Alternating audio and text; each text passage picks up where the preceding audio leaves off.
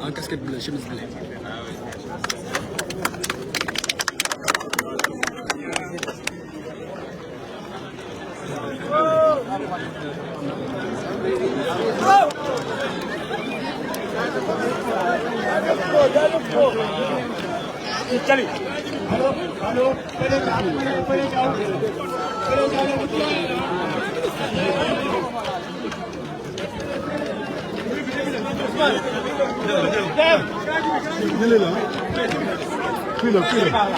C'est par là. Yéla baa ngi nii. Yéla bi. day xool yéla bi. Voici Baba Mal, la ministre de la Jeunesse, des Sports et de la Culture, avec le Premier ministre Ousmane Sonko.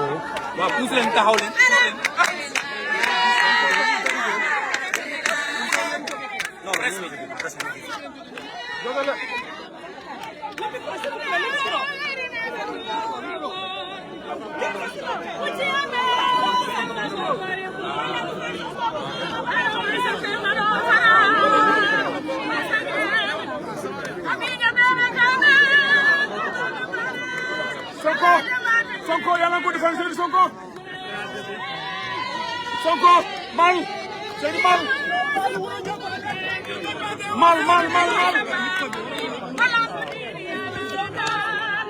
Sonko wadi hule tanu hule mujazani fani jani lawa wadi hule fani jani hule mujazani bismillah ma do tan wulay jom jey ko da bismillah jom kay non bismillah jom kay mo bismillah bismillah Sonko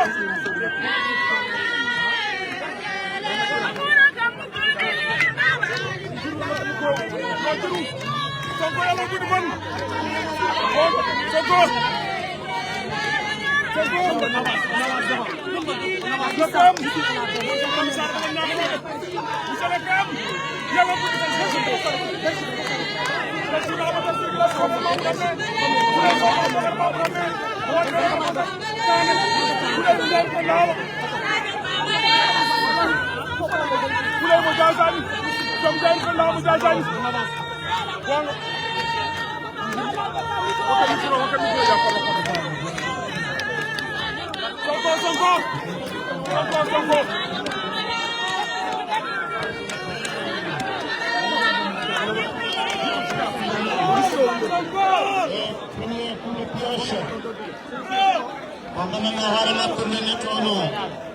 Donc voilà, le Premier ministre, M. Ousmane Sonko.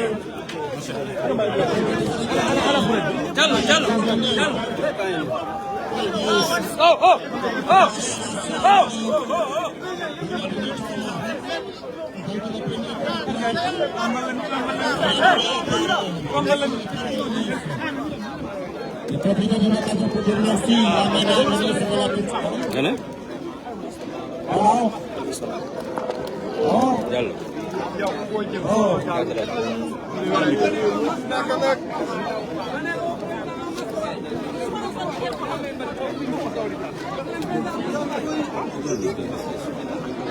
Donc voilà, dans un instant, le Premier ministre va donner le premier coup de pioche.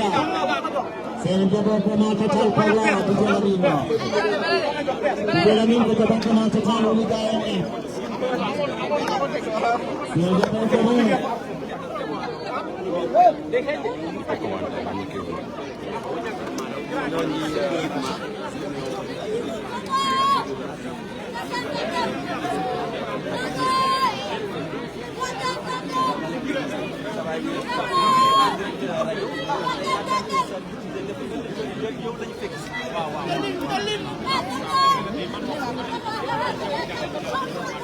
Oui, le premier coup de pied dans un instant qui sera donné par M. le Premier ministre Ousmane Sonko dans la région de Matam. Donc le journée, c'est quel secteur? Il est accompagné de Madame la ministre de la Culture.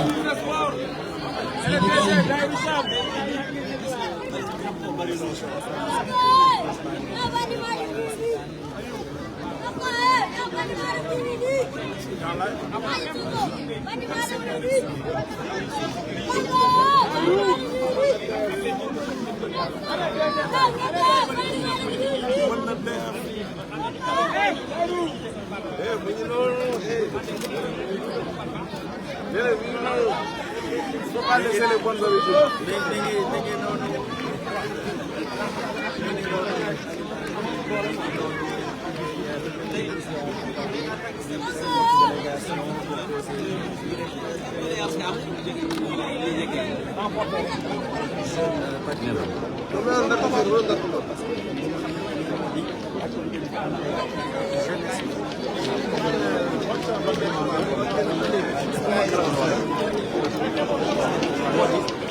Macam ke dalam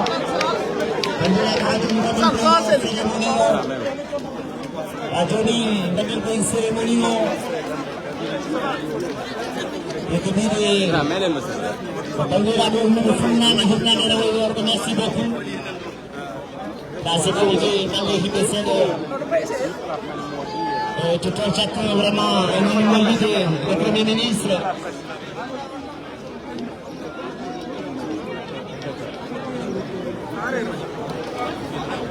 Aram ñëwal aram nga ñëwal le protocole dañu bisa dañu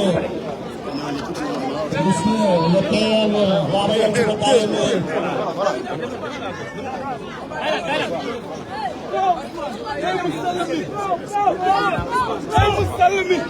après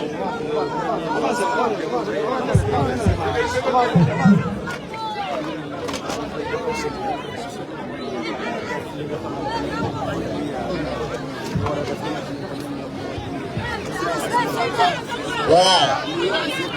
Allez les gars, donc aussitôt le Premier ministre dans un instant aussi va s'adresser à la population de la région de Matam. Il doit s'adresser à la population de la région de Matam.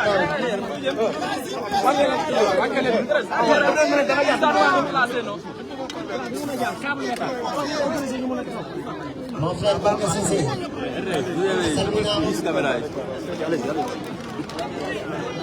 Diallo Diallo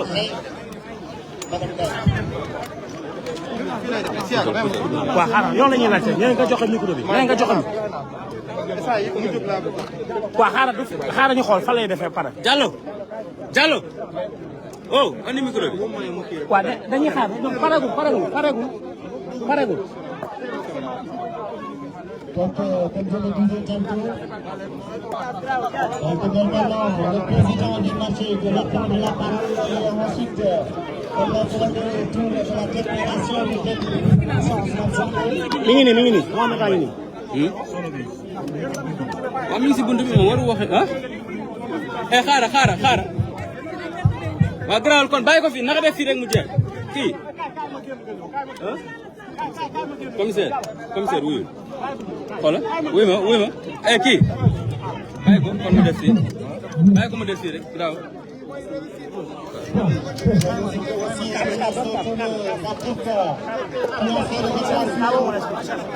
support bi moo gën waaw support bi moo gën ñëpp lañ nekk. Diallo.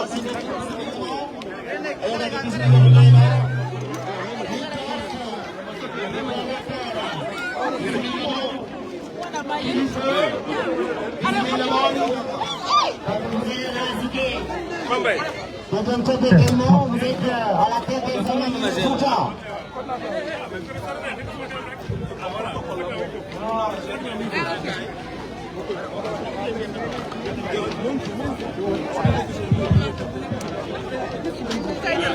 Ah oui.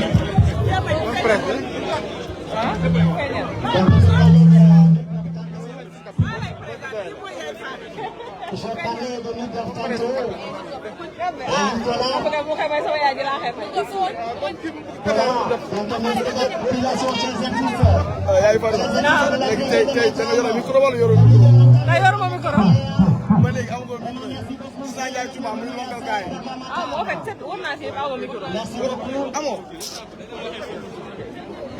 Merci beaucoup.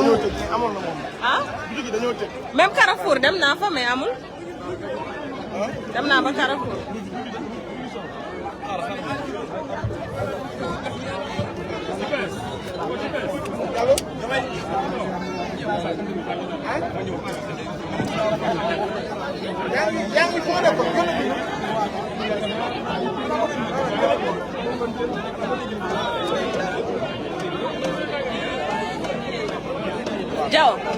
Diaw s'il te plaît jëluma la de pros laay jël. iPhone 17 lay filmé iPhone 17 barki wala micro bi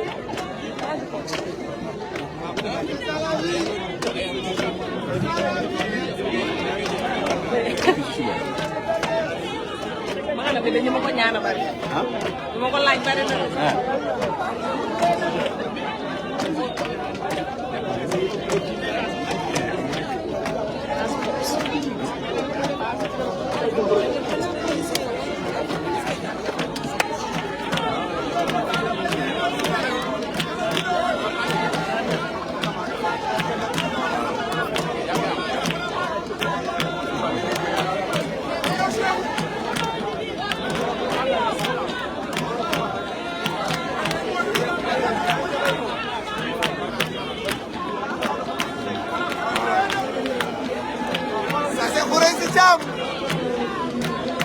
Il était ici hier. Aujourd'hui aussi, il est ici.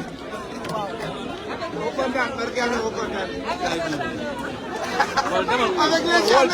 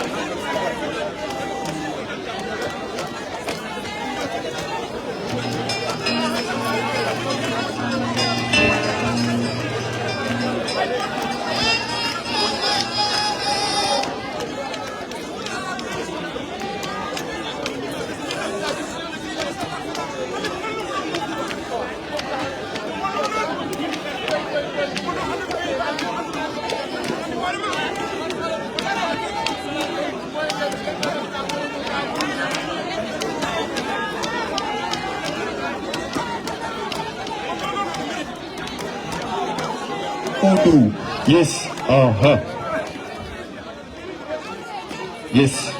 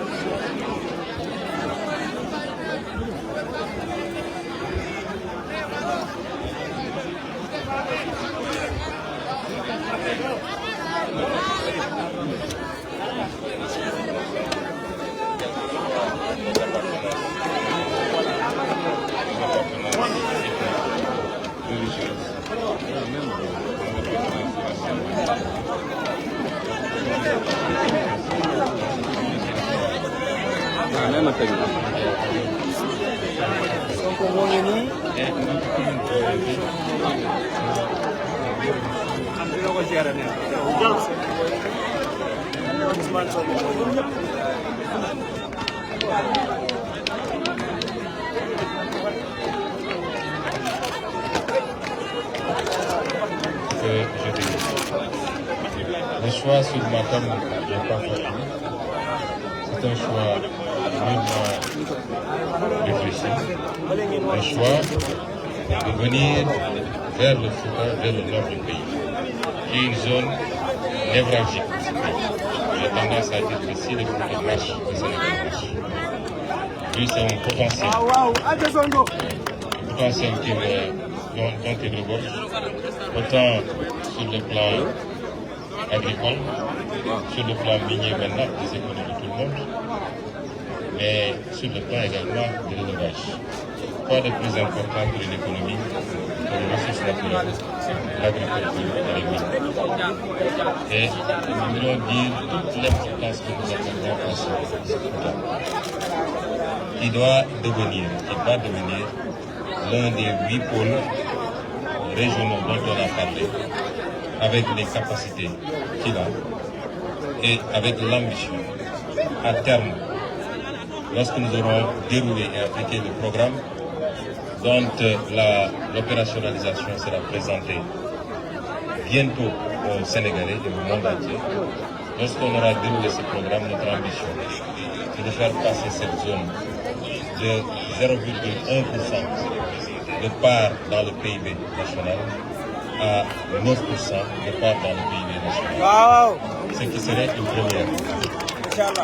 Nous comptons le faire en mettant en valeur le potentiel de cette région. Le potentiel agricole que nous connaissons tous, avec particulièrement la culture du lait, mais également le maraîchage, le potentiel en matière d'élevage que nous connaissons également, mais surtout le potentiel minier.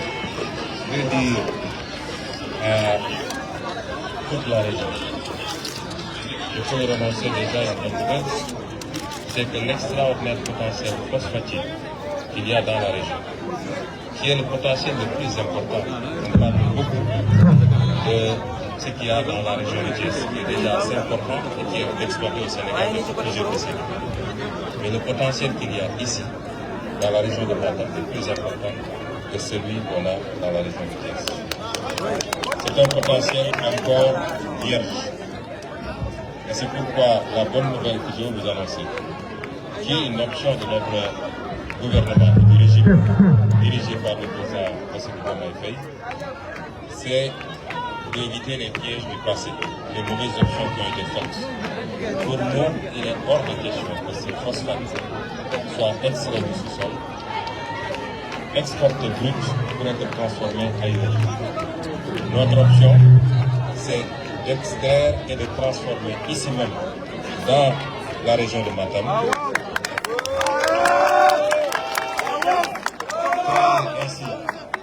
créer ainsi une chaîne de valeur complète de l'extraction, de la transformation et même de la distribution. Mais pouvoir profiter de ce qu'on va produire, c'est-à-dire l'engrais phosphorique qu'on peut produire en grande quantité pour booster l'agriculture ici au Fouta et partout dans le Sénégal et exporter justement le surplus pour doter le pays de plus de capacités en termes de réserve en devises. C'est ça notre option qui est totalement différente de l'option actuelle, qui est celle qu'on a conduite depuis les indépendances et qui nous a amené à cette situation, c'est-à-dire que des multinationales viennent extraire nos ressources, nous laissant une extrême pauvreté, exportant brut et nous laisser d'autres possibilités à notre jeunesse que d'essayer à prendre les pirogues pour aller en Europe et suivre le même chemin que les ressources naturelles. Au moment où je vous parle, nous avions dépêché une mission conduite par le ministre de l'Industrie qui est actuellement au Maroc et qui ce matin m'a fait un compte rendu de ce que l'office chérifien du phosphate, l'OCP, a pu faire au Maroc par une bonne utilisation de son phosphate. Tout le phosphate marocain est transformé au Maroc. Tout le phosphate. Et le Maroc est devenu le premier producteur de phosphate. Et tout ce qui tourne autour, en dehors des engrais phosphoriques, les métaux rares, les terres rares et tous les autres produits dérivés, a permis au Maroc aujourd'hui de construire son développement à l'absence de pétrole, de gaz et de toute autre chose autour de l'exploitation du phosphate. De créer même la plus grande université polytechnique en Afrique, structurée autour de l'exploitation du phosphate. C'est l'exact contraire que le Sénégal a fait jusqu'à présent. Et c'est vous dire que Matam doit devenir un centre névralgique, un poumon économique du Sénégal, porté par l'exploitation du phosphate, la transformation des sources, une bonne utilisation des produits qui se ressortiront de cette exploitation, notamment l'engrais phosphorique, pour booster l'agriculture et faire de sorte que les Matamois n'aient plus à faire l'exode rural, a fortiori à essayer de sortir du pays par des voies non appropriées. C'est cela notre vision par rapport à cette vision qui devra devenir justement l'un de ces projets. Et nous remercions donc les Matamois pour cet accueil. Je commencerai par remercier et féliciter M. le maire, qui fut un collègue à l'Assemblée nationale avec lequel j'ai toujours eu de très bon rapport. Il m'avait promis d'ailleurs un terrain à Matam, je le rappelle, M. le maire. Féliciter les populations pour leur accueil, tous les artistes qui sont déplacés, et je voulais citer particulièrement M. Elhadj Baba Mal, qui nous a fait l'honneur de se déplacer de Podor à Matam pour venir assister à cet événement. Féliciter Madame le ministre de la Jeunesse, de la Culture et des Sports, qui a organisé de main de maître cette journée, qui a déployé toutes ses équipes, et féliciter à travers elle toutes ses équipes. Monsieur le gouverneur et Madame le préfet pour l'organisation également. Saluer et rendre un vibrant hommage à nos autorités religieuses, en l'occurrence mon ami personnel, mon papa, mon confident, monsieur le guide de Thierno Samassa,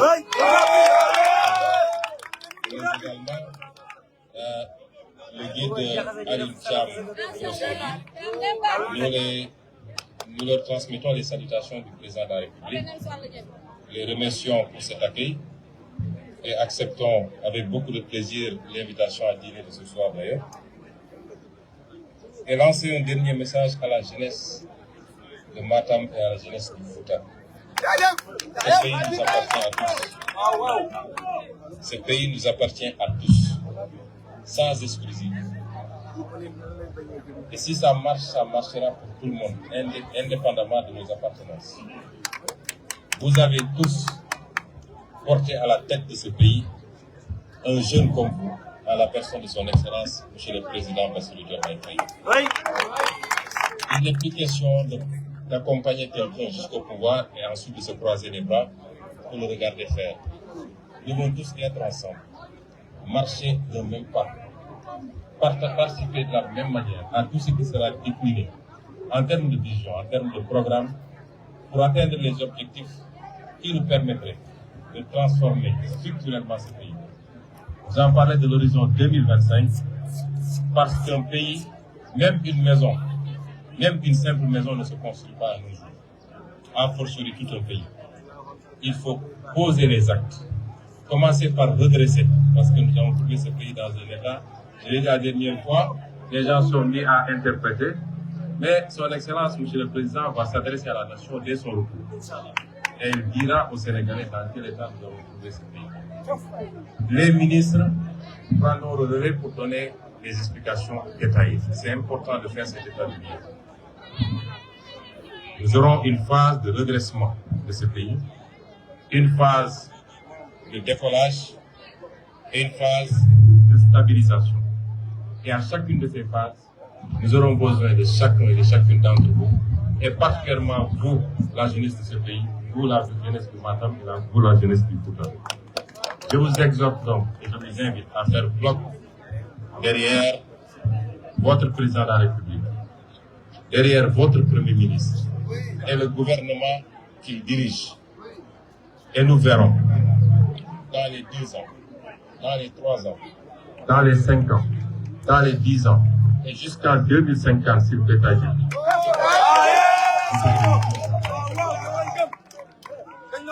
Donc, continuez à avoir espoir, parce que c'est l'espoir qui se vit. L'homme qu'il faut à la place qu'il faut. Mais ce n'est pas un espoir utopique, c'est un espoir qui sera adossé sur la qualité des actes que nous allons poser tous les jours, toutes les minutes, toutes les secondes, et vous assurer que nous ne passons aucune seconde sans penser à vous.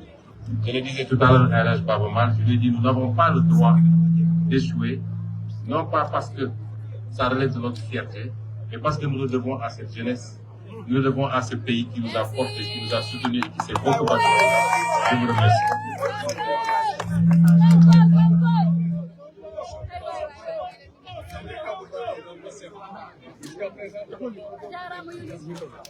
Vous ne connaissez pas Matam, Dr Sénéla, il a été nommé récemment. Arrêtez ce débat, il y a énormément de nominations de Matam. Il ne faut pas donner de fausses informations. On est fiers de ça.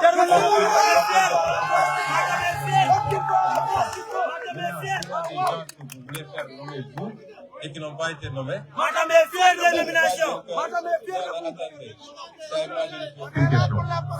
On a intoxiqué pour faire croire que ce gouvernement délaisse Matam, ce qui est faux. Ça n'existe Même pas. lors de la Tabaski, on a voulu faire croire aux gens qu'il n'y a aucun bus prévu pour Matam. Il faut que ça s'arrête. Oui. Nous n'avons pas de problème.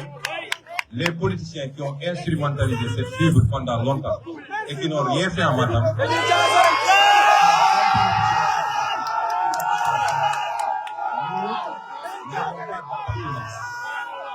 nous gérons un pays et chaque Sénégalais a la même importance que nous. Chaque région, chaque département, chaque commune revêt la même importance pour nous que nous. Aujourd'hui, je suis à Matam. Depuis l'élection, je n'ai pas été à Ziguinchor. Aujourd'hui, je suis ici à Matam. L'autre jour, j'étais à Saint-Louis. Nous ne faisons pas de distinction. Et cette façon de poser les problèmes doit disparaître. C'était instrumentalisé par des politiciens qui ont utilisé cette fibre pour essayer d'embarquer les populations. Mais au bilan, à l'heure du bilan, dites-moi qu'est-ce que ces gens-là ont fait pour Matam.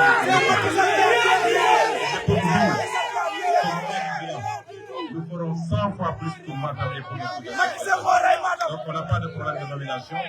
Maintenant, les critères de nomination, c'est des critères objectifs liés à un certain nombre de paramètres.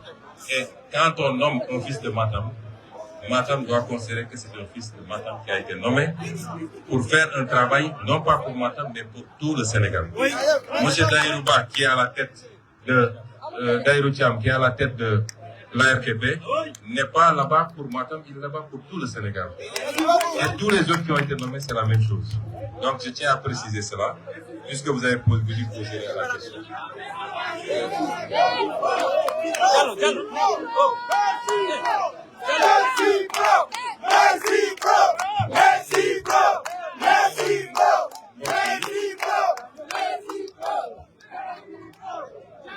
di gërëm mbokk yi di gërëm waa Matam di feddali sama mbégte ci teew fii saata dama wax Alaaji Ba Maal que man su may ñëw Fouta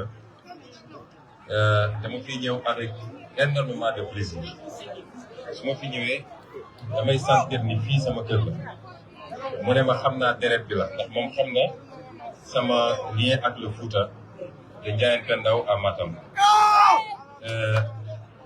ma ñëw fi nag ci turu son excellence monsieur le président de la république monsieur Diomaye Faye mu wax ma jotal leen ni bu sañoon moom moo fi teew tey bu sañoon moo fi teew waaye yàlla dafa def journée bi fekk ko mu nekk bitim réew waaye mi ngi saafonteeg mbooleem waa Fouta mi ngi saafonteeg waa région de Matam waa département de Matam waa commune de Matam di leen gërëm di leen sant ci tertu bi ngeen ko tertu bi ci ñëwee ci campagne bi jiital ci nuyoo bi nag suñuy kilifa diine Alaaji Thierno Samassa nga xam ne suñu xarit la suñu mbokk la suñu wóllëre la suñu baay la bi ñuy dalal ci këram fat ñu waxtaan ak ñun boobu mbir mi jafe woon na te calcul yu bëri woon na waaye mu dalal ñu waxtaan ak ñun ñaanal ñu wax ñu nag ni bu soobee yàlla lépp dina sotti na ngeen ànd ak muñ ak dal kon ñu ngi koy ziar di ko nuyu fas yéene jaar fa bu si kanamee saafonteeg moom bu baax di ziar it kilifa diine bu nekk fii ci région bi ci département bi di Thierno Aliou Thiam moom it di ko nuyu bu baax fas yéene fa jaar it nuyu ko ci turu président di wax ni bés bi bés bu am solo la ci président Bassirou Diomaye Faye mu dugaloon ko ci programme waaye mu bokk ci mu njëkk a génne seppi ko ci programme bi ne faaw rek ñu gaaw koo doxal ndax li waral loolu mooy dañoo seetlu ni léeg-léeg dañuy am jafe-jafe yu bëri ci wàllu li ñuy wax citoyenneté ak civisme mooy lu bëri ci ñun du ñëpp nag bu dee li jëm ci seen intérêt bopp kese xam nañ li ñu war a def waaye ba def ko dul li nga xam ne intérêt mbooloo yëpp léeg-léeg dañuy kon nañu xool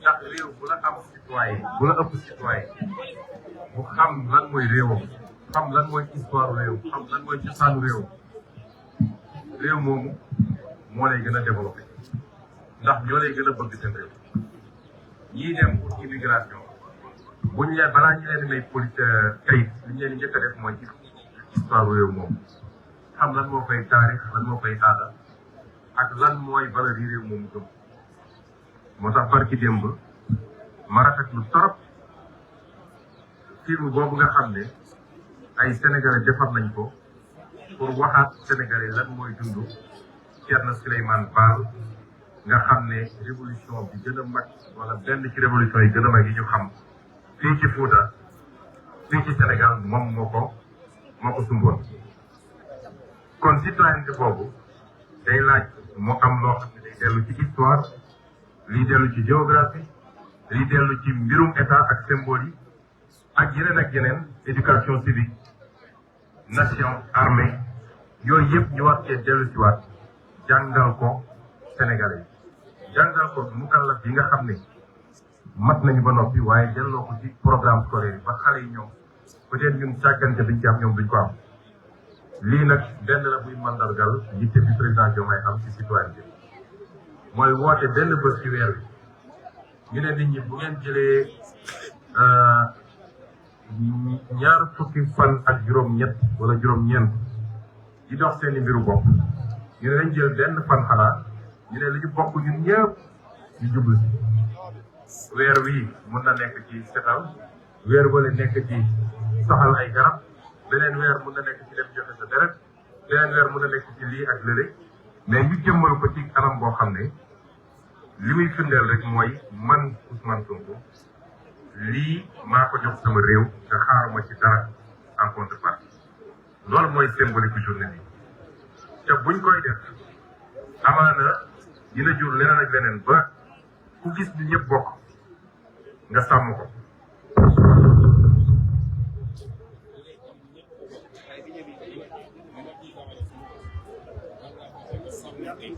li ñuy wax code de la route ba éviter accident wala war naa bañ a jël sama oto sànni ko fu ma neex parce que am na damay fay droit de stationnement bu dee mbedd bi ñu bokk waruma jël sama banaana lekk ko ba pare sànni ci mbedd bi naa tey xol bi ba gis fu ma ko dugal ma dugal ko ba ci yow mi ñu dénk réew wala ñu dénk la lenn ci responsabilité réew nga ne ah lii de moom ma ko askan wi ko moom du ma ko tepp dugal sama poche moo waroon tabax hôpital man ma détourné ko dugal sama poche loolu yëpp ci citoyenneté la bokk ci civisme moo tax bu ñu jàpp ni ñëw taxaw ci naaj bi fomp rek déedéet symbolique bi ëpp na loolu bii yoon nag ñu tànn ñëw fii nga xam ne lu am solo la ci ñun muy Matam ñu ñëw fi nag ak xol bu set buy man bu ma gisee ni président day tukki damaa xaw a kontaan tuuti ndax ci campagne électorale bi li ñu séddale woon mbir mi moom moo ñëwoon côté Matam man ma dem côté Ndar ba Podor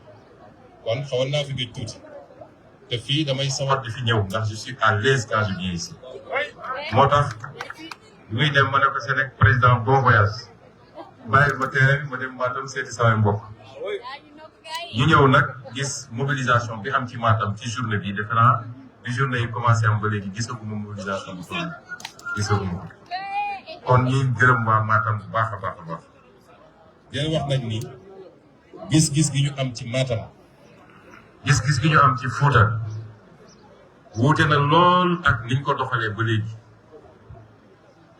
dañ leen wax ni dañuy taxawal li ñuy wax ay pôle de développement yu war a mat fukk ak ñett 8 pôles de développement pôle de développement bii nekk fii dafay nekk ci pôle de développement yi gën a am solo te liñ ci am ci programme bu soobee yàlla buñ ko déroulé gëm naa ni dina bëri ay doomu Matam yoo xam ne waxuma la sax dem Dakar wala naan ñi ngi essayé génn mais ñenn ñi nekkoon Dakar nañ dellu si fii parce que loolu moo am solo am réew boo ko bëggee développé da ngay fex ba mu am plusieurs pôles yoo xam ne nit ñi dañ fay toog waaye bu dee lépp da nga war a dem Dakar pour am ko réew moom du mus a développé kon loolu mooy gis-gis bi mooy programme bi tey jii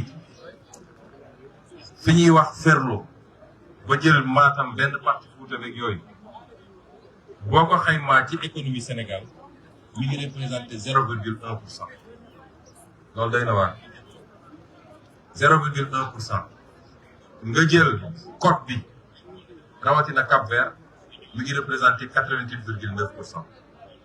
kon réew mu doxee noonu mënul dem moo tax ñu ne pôle yi war a am pôle Casamance pôle Sénégal oriental pôle bi war a am au centre pôle bi war a am côté Waalo pôle bi war a am fii pôle bu ne dañu xayma lan mooy ay potentiel am ñu ne ci potentiel boobu la ñuy tabaxee koom-koom pôle boobu bokk na nag ci potentiel Matam li nga xam ne moom lañ ko xamee woon yàlla def ndox am fi ñu xamee leen mbay moomu il faut ñu suqali ko jox ko doole.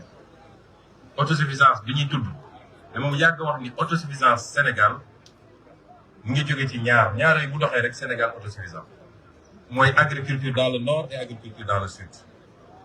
ñaar yooyu bu agriculture doxee rek autosuffisance am ndax boo seetee la ñuy gën a def agriculture au centre gerte bi la te gerte bi du moom la ñuy dundee. waaye ceeb bi ak dugub bi ak yu mel noonu ñu ngi koy gën a def ci à part quelques zones du centre ci zone yooyu. ni ne kon il faut ñu suqali agriculture boobu mbay mi jox ko doole ndax ndox am na fi ay baykat am na fi ku leen encadré organiser leen moo tax am na ko wax léegi nomination ki ñu jox coopérative agricole yi muy docteur Alpha Ba bi def naa waa Kanel la ci région bi la bokk moom mu war a organiser mbay mi dajale nit ñi en coopérative loolu lu am solo ñu équiper leen jox leen matériel démb rek gis ngeen président Chine fi mu province bi mu dem visiter ji agriculture moo tax mu visiter ko ci matériel agricole ci ay tracteur ci ay moissonneuse batteuse ak yeneen ak yeneen loolu di benn ci potentiel région bi.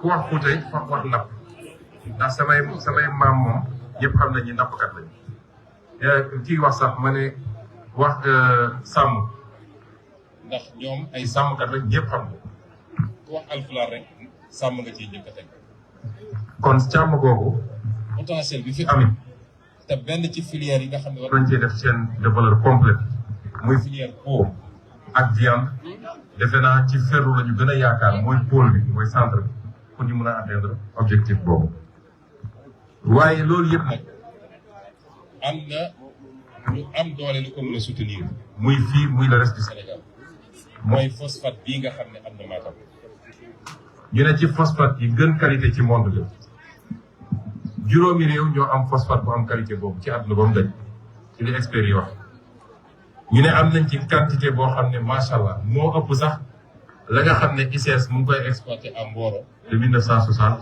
wala de 1900 des années 60 ba tey jii kon capacité bu rëy la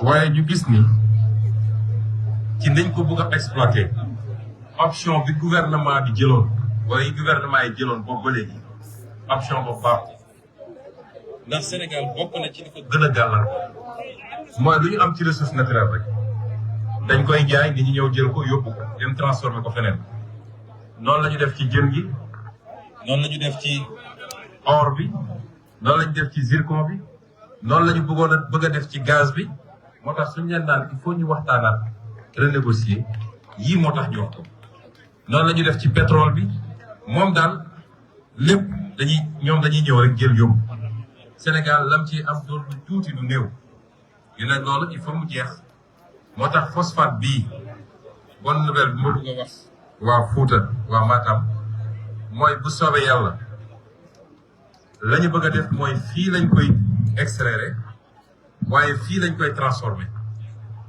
ndax phosphate rek mun na développer réew phosphate rek jamono ji ma wax ak yéen ministre de l'industrie dama ko yebaloon ne ko demal nga xool Maroc gannaaw bi ma recevoir fii le directeur de l'office chérifien du phosphate.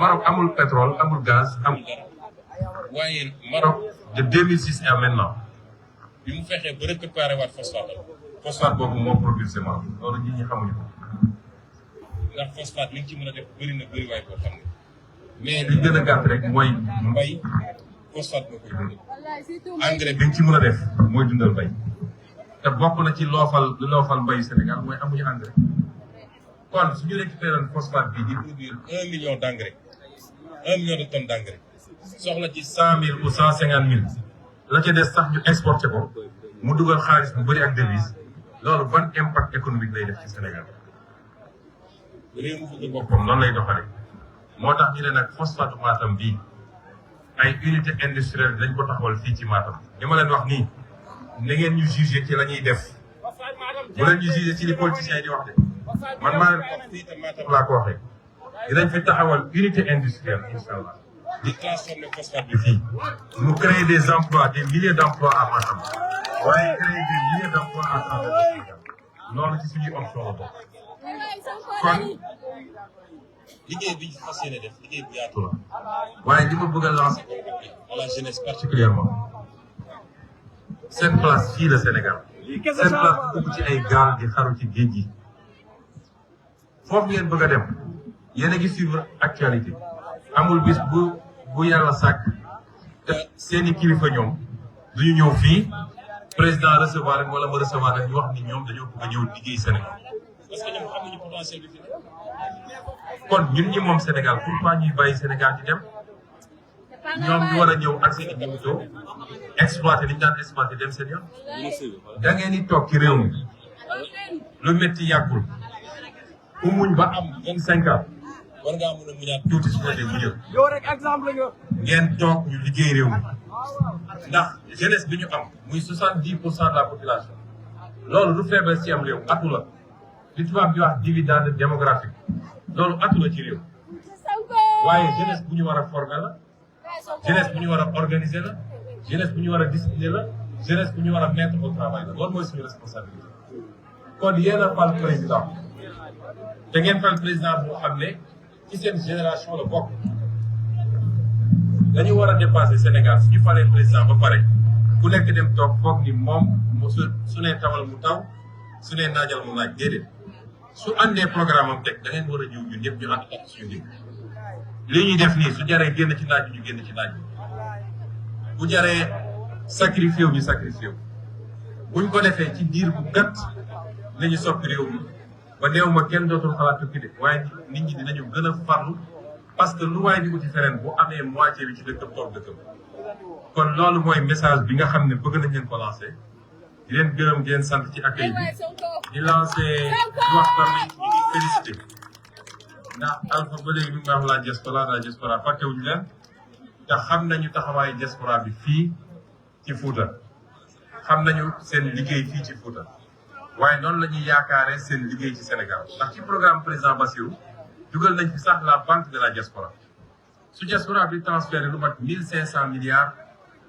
ci at bi mu ñëw Sénégal est-ce que xam ngeen ne li ñuy wax aide au développement tollul noonu kon man la ma gëm mooy ñun suñu gëmee suñu bopp te utiliser bu baax li nga xam mooy suñu ressource dootuñu soxla di tàllal loxo moo tax ñu dugal projet boobu la banque de la diaspora ndax banque boo dugal 1000 milliards banque boobu def naa amatul concurrence fii ci Sénégal kon ñi ngi félicité diaspora bi diaspora Foutanké bëri luñ fi tabax ci école ñoom la bëri luñ fi def forage ñoom la bëri luñ fi def ci ay hôpitaux wala ay poste de santé ñoom la ñu ngi leen di félicité di leen wax ni noonu ñu jàppee ci liggéeyu gox gi noonu la ñu jàppalee na ñun suñu projet suñu egsee fii diaspora bi am na ci cër bu rëy waaye tey la liggéey bi doog a commencé donc ñu ngi continuer appeler cette diaspora à la mobilisation pour que incha allah ñu continuer am résultat yi nga xam ne moom lañu diggal Sénégalais yi merci beaucoup.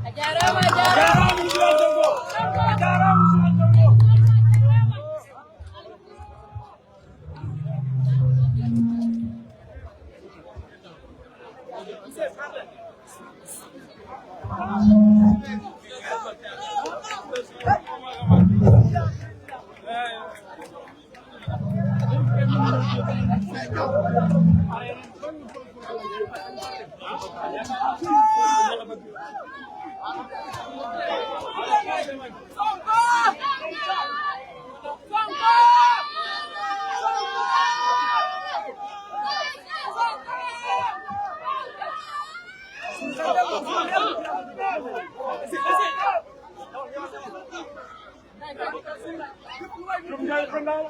down.